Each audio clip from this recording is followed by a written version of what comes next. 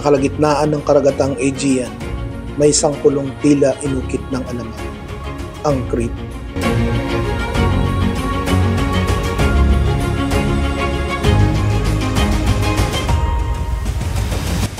Dito, mahigit 3,000 taon bago ang karaniwang panahon, musbong ang isang kabias ng halos nalimutan ng kasaysayan, ang mga Minoan.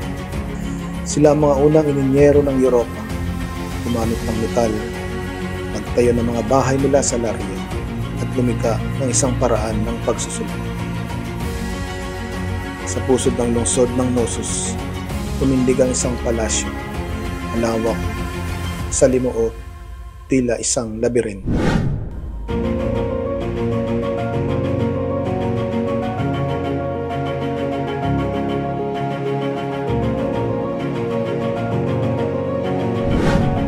Sa mga bulwagan nito, dumadaloy ang kapangyarihan at kultura ng Minoan.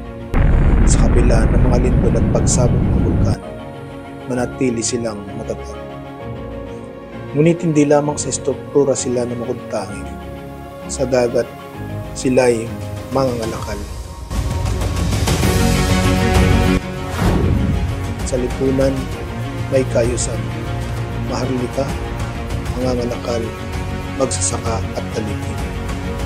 Sa sining at palakasan, sila ang nauna.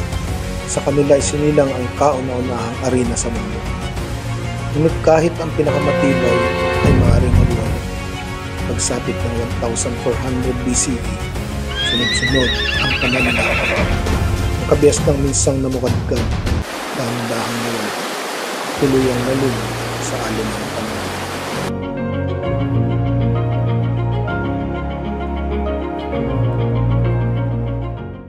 Subalit ang tanong, ano ang iniwan ng mga Minoan sa atin at ano pa ang hindi natin alam?